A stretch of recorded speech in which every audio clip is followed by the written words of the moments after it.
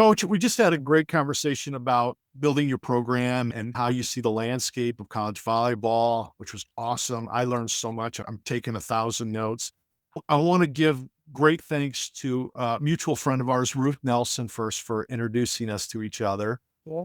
What does it mean to you to have those Hall of Fame coaches that think so highly of you and believe in you and have your back like a Ruth does? Oh man, I made a post when I came here to Colorado State and Tom got his, I think, 800th victory. And I made an Instagram post and I was like, my bio will read, I served really legendary coaches. If had my boss before Tom was Terry Liskevich, who was the US national team coach for 12 years. So I've had great opportunities and I've just wanted to serve them, right? And I just want to learn and soak up everything about them and big believer in surrounding yourself with people you want to be like. I want to be like Ruth and I want to be like Terry Liskevich and Tom. And they were able to have these really long, successful careers. They weren't just flash in the pans and they treated people well along the way too, right? There's a right way to do it. And I've been very intentional about who I want to be around and trying to seek out opportunities to work for them and just learn from them. And then it's better off. I have moments where I need everybody's advice and I can pick up the phone and they're happy to answer and give me their wisdom. That's great. I love that. It's a great transition to recruiting because I want to talk about your staff because you were a great assistant coach, associate head coach before you took over the program. And you talk about the loyalty and the giving that has to come from assistant coach. So that's great advice to all those assistant coaches out there that want to be a head coach somewhere, but what that sacrifice looks like first. So talk a little bit about your staff, what they mean to you and your program, and maybe break down some of the roles that you've delegated that are really important for you to balance you out. Yeah. I think first I want to say to all assistant coaches, you're never going to be with somebody that you agree with everything they do. That is not what makes a great relationship. In fact, I don't want assistant coaches that agree with everything that I'm going to do. So, first, let's normalize there's going to be conflict, and there's going to be times where you think they should play Susie and they play Sally. And I think a great gift in any job is being able to have productive dialogue and be professional about how you disagree with someone. To sit at the table and have a great dialogue about disagreeing with someone and not just being a yes man is a gift. I was that, I feel like, for my bosses, but at the end of the day, they had to pick. And if they pick Susie, I'm going to make Susie the best dang option you ever did pick. Yeah. Um, and so one of the things in switching from assistant to head coach is how exhausting your decision-making brain gets at the end of a day and at the end of the week. And man, I text that a lot to my bosses of, you had to decide so much. And sometimes I'd chirp and be like, that's the wrong decision. That's the wrong thing to do. But somebody's got to decide something and then go with it.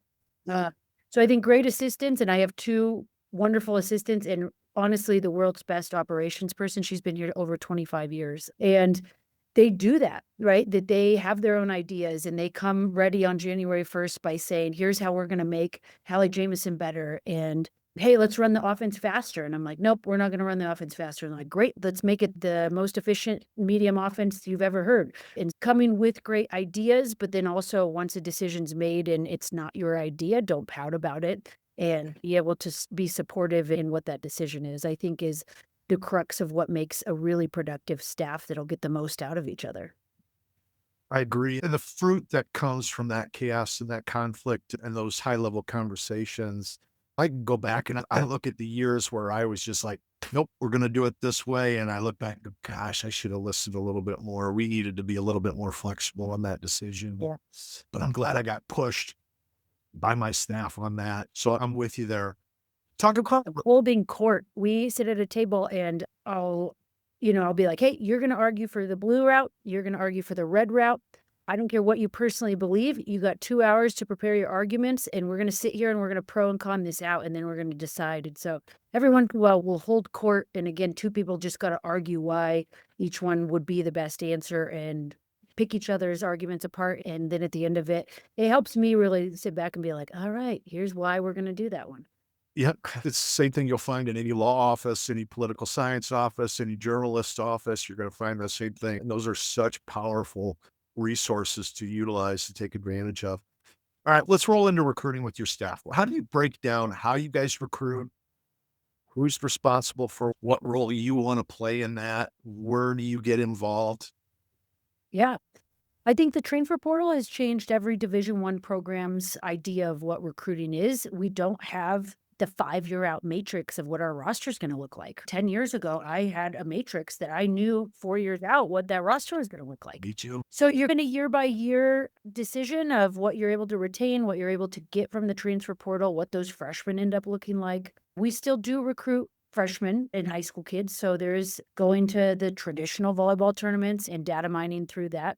Technology has helped that out. I rarely show up at a tournament without having seen video on a kid, right? There's not the blind, like, just walking around the convention center. Yeah. So here's my advice to kids, right? Make sure your video is available online. That if I Google you, I know who I'm coming to watch and what your athleticism and gifts are like.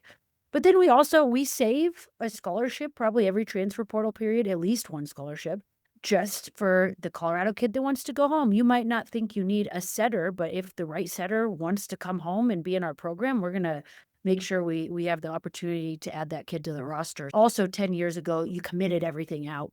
And we do keep a little bit of a slush fund now just in case the right kid wants to join your program in that transfer cycle. I see that you got 3 kids 3 I think you have 3 Colorado kids going into this year, right? Yeah. I'm so glad you talked about it because that was actually my next question. Where does anybody at the admin level at Colorado State tell you that, "Hey, you gotta have some Colorado kids on your roster." Is that you? Is that you saying, "We are the state school in Colorado. It's important that we're having a few kids on that roster." Where does that begin and end with you? Yeah. I definitely personally believe that. I say that to our staff and our recruiting coordinator, Kevin, of I want to recruit this state really well. And we want the best kids playing in front of those fans and choosing us over CU Boulder. And so me personally, as a Colorado kid, I want to work really hard within this state. And then each institution, I have peers that have a specific number of in-state versus out-of-state spots on their roster. So some admins do guide that decision for you. I'm very lucky that our admin says, "Hey, you got to find the best kids no matter where they're from." So I don't have strict parameters from our admin or our university, but I personally just love coaching Colorado kids. Absolutely. Yeah. We just have some fantastic clubs. We have some really good clubs in the state that are very competitive, and we're producing All-Americans out of Colorado. So there's a pool here that you can go after and you can do really well. How many times, you don't have to get specific with me. How many times are you going after that kid that can go anywhere they want out of Colorado and they'd really like to stay at home? But Every time. Every time I go after them. We have a tiering system in our recruiting database, and I call them tier zeros. They're stretches. They're gonna have the choice to go to any school in this country, but you know what? We'd be fools not to go after them. And yeah, quite often, sometimes the T zeros don't choose us in high school, but they might get to that top tier and not have the playing time or the role that they really desired and transfer back home. So sometimes they're second round kids, and we've had great luck with those kids choosing to come back home as well. And it's a long game. You might get told no by the 16-year-old, but the 19-year-old version sometimes will come home to you. that's the fun part. That's when you know you did something right. Yeah. You're doing it the right way when they realize that their best option was the one they should have taken, or maybe they needed to go fail a little bit before they Yep. realized where they belonged.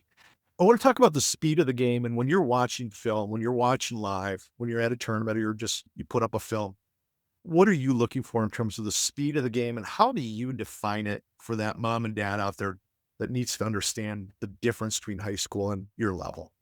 Yeah. I think the physicality part is huge, right?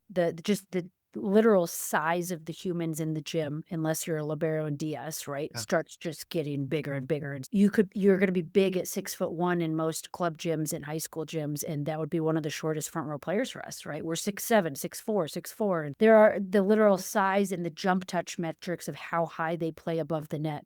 And then the miles per hour of how hard they hit that ball as an attacker are non-negotiable things that we can get with data. Some of the softer skill positions of setters and liberos, you can be a little bit smaller and I'm gonna say not the best athlete that's winning the 400-meter, but you gotta have the skill and the touch on the ball to be delivering the ball where it needs to go exactly. And I am really good at watching film on attackers and being able to judge if they're gonna be terminal and effective in our gym. I need to, for liberos and setters, watch pretty full matches. How are you decision making and Yeah. over the aggregate, like a highlight reel for a libero is a little harder for me to get on top of because I want to see you're touching the ball 50, 100 times a game. I need 48 of those to be at this level. And so just the consistency part for those two particular positions takes me a little bit more time to evaluate. How much are you watching their eyes, coach, at any position in terms of anticipating? Because I think that's where a lot of parents don't understand, and maybe some high school coaches don't get it either, is that anticipation really was what creates that speed and being able to be, I'm already a step where I'm going to be before that ball's even hit. Where are you at with that and how you watch that? Yeah, I think rookie volleyball people watch the ball, and whether that's parents or coaches or players, that your time spent watching the ball as a good coach is very minimal, right? You have a wide field of vision. You're watching, you're able to pick up 6 different things at once versus just staring at the ball, that you can see that the right front person did this when the left front person did this. And so very young players, honestly, when we're watching 15-year-olds watch the ball a lot. And they have to be taught, and with experience and with some good coaching, right? They widen out their vision and they start watching the people more than the ball. And so, yeah, we pay attention to that. Does it surprise me when a high school kid's staring at the ball a whole lot? No. Does it surprise me, honestly, when a freshman in our gym is staring at the ball a lot? No. Listen, if we're going to become All Americans, we're going to learn to watch the game like a coach. And those are things that you can help teach them, though. Yeah. Yeah. Are there things when you're watching, we'll just play with back row because that's where you were. Are there things that you're watching, maybe an early shoulder turn or an early pivot? Are there things that you're just like, okay, I got to see more? Is there things that just pop in your head where you're like, that's what I'm looking for? There's people that before the game even starts, before the ball's served or anything, they make adjustments based on what that other team's doing, who's on the other side, is the center front row, and the high IQ players that are chattering to their teammates before that ball's even in play about making adjustments and, "Hey, watch that this is coming at you." I love that. Those are captains, those are coaches, those are the floor leaders. And those are honestly things that are harder to teach, that you pick it up, you see it, and then you're assertive and confident enough to say it and direct your teammates into it. So that's what gets me being like, wow, this kid is playing a whole different chess game when everyone else is just staring at the ball. Yeah, we've got so many kids now where mom and dad are paying for the extra training and the one-on-one. How important is just going to watch Colorado State in your gym, watching these great Big 10, Big 12, Pac-12, Big West games on TV and watching your position. Where do you weigh that out? Yeah. I think coming live, you can't replace it because you can choose what you watch. I love streaming, it's available, and there is no excuse now in 2026 to not watch professional volleyball. When I was in college, you couldn't watch professional volleyball. Nope. So they can consume as much as they want. When you watch it on the phone, sometimes the phone tracks or you're streaming, right? It tracks the ball. And you're just at the mercy of what the camera crew is doing. And so going live, if you have the opportunity to go into those gyms live and see the physicality, see the size and speed, and then choose to watch your position player as they're diving around. I think that that's a gift that will only make you separate yourself from your peers even more. I agree. I agree. All right, let's just use this year as an example. How many kids did you bring in this year? We had, oh man, in 2025, we had 9 new players on our roster. And they're all returning? You 5 plan have graduated. 5 graduates, so 4 of those 9 are back, and then 8 returners are back again. Is that right? And then we add in 5 freshmen and a transfer in the summer. Okay. We can talk about 2026 class, or we can talk about Sure. a year back. Tell me where you start recruiting that group, especially we'll focus on the freshmen. When do you find them and go, okay, this is a kid we want to put on our list. We want to track. We want to make sure we're seeing live 2, 3, 4 times, whatever that may be, before we get them to an ID camp or get them in for a visit. Talk about where that begins for you so parents understand this doesn't happen in August of their senior year.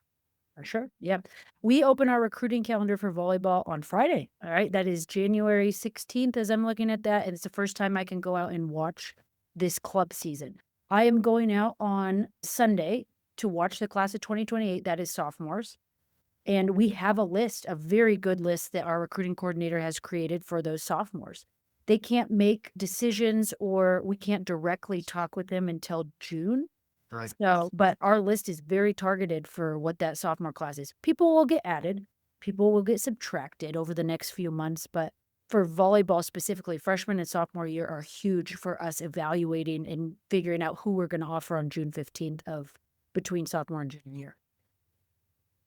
I think this is a really important number for parents and high school coaches to understand. June 15th is 6 months away on the nose, right? How many kids will you offer and how many kids will accept that offer? Yeah. Typically. Volleyball has 18 roster spots at Division One. So if you just do the math of that, there's about 4 in every class. That's been about on average what we are bringing in. Some of the really high level programs are starting to bring in less and less players. So they might bring in 4 new players every year, but 2 are freshmen and 2 are transfers. But 4 roster spots for every school in any given year. And we go 5 deep for each one of those spots of who we're really on June 15th, like going after. Yeah. Some of them might say no on June 15th because their dream school of Nebraska offers them, and then they're off the table. And some of them might be Colorado kids who on June 15th say yes right away because we are their dream school. But we try to whittle this down and be really targeted for about 5 per spot. And again, just the average is there's 4 spots on a college team every year for volleyball. So you probably will make no more than 20 offers in a single year, knowing you want to get your Oh, yeah. 4. Yeah, definitely not more than 20. Yeah. And if things are going really well, it's 7 or 8, you're getting your 4 and you're done. Of that, let's say there's 20 kids that you would offer. How many will your staff look at in a year? Oh, hundreds, hundreds and hundreds. Yeah. Yeah. And again, look at is not always just at the tournaments live, right? We watch a lot of video now. And that's a gift for our budgets, for my time away from my family, that I can go evaluate through video. And it could just be YouTube video, right? It could be your Instagram account. You don't have to pay a recruiting service for this, but make sure your video is on there and I can track your progress, right? I can go watch who you were in high school and come June, if we haven't made improvements in certain areas, like that's a red flag for me. So I really love what video can do for a lot of reasons and time, money, improvement, and being able to watch that. Yeah. And then some of it is in person. When I go out on Sunday, I'm watching 40 kids in person. Yeah.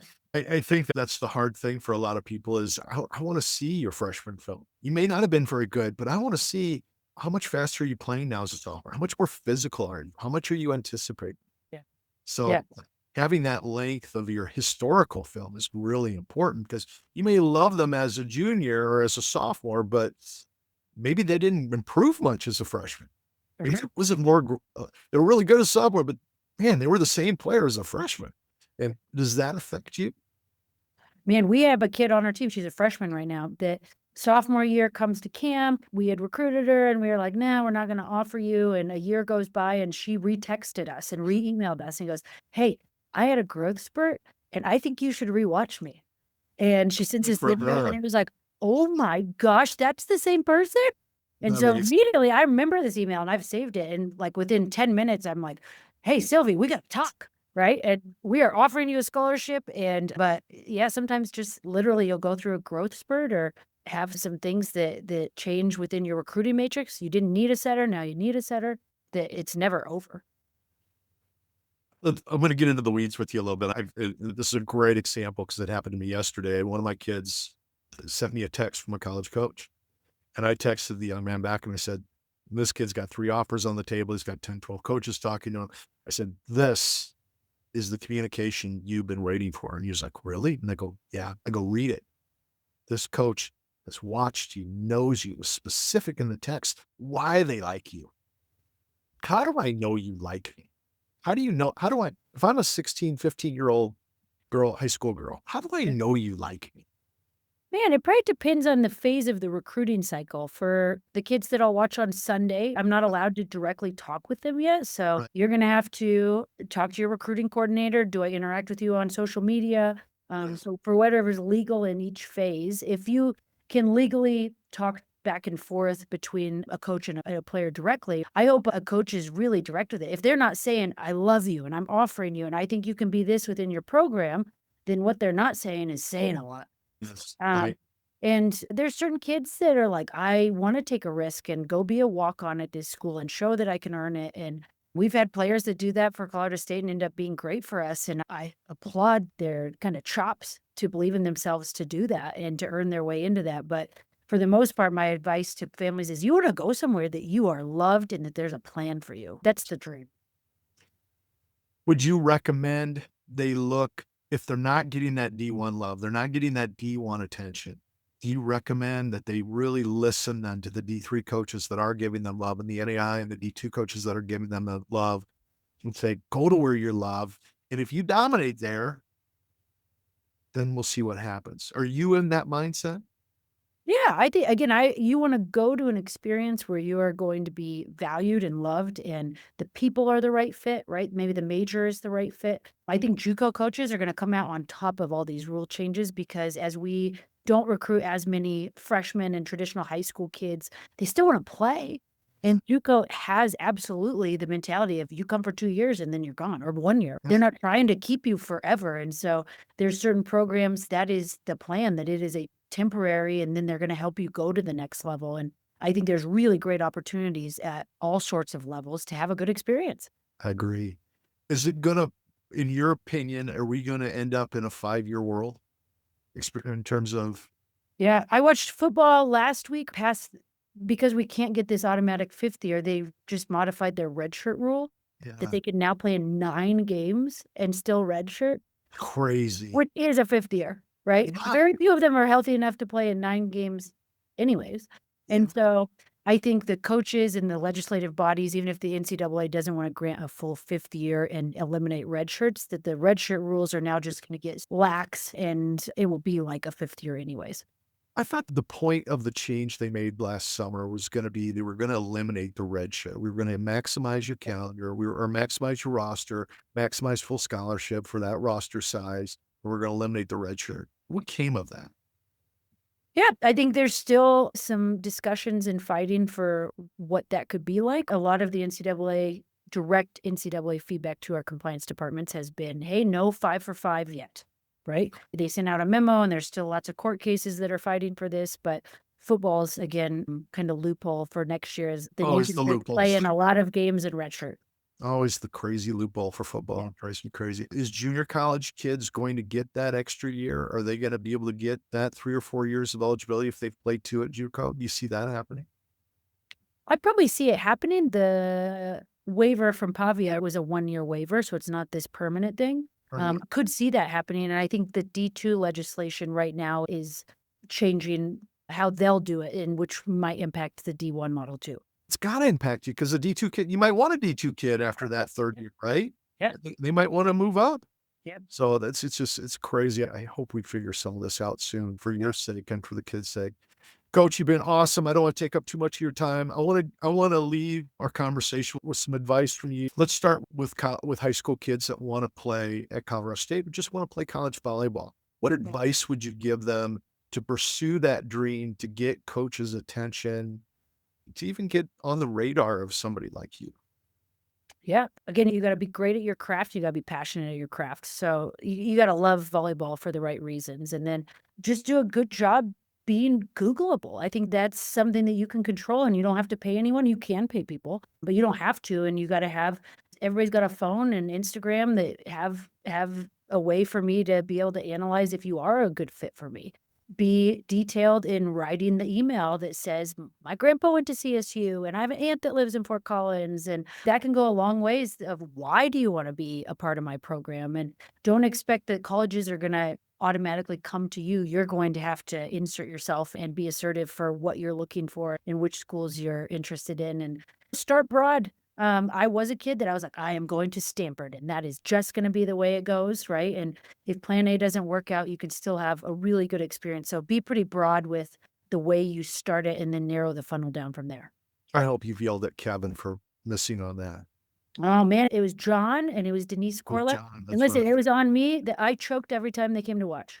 And then my own mother said, and listen, have a parent like this.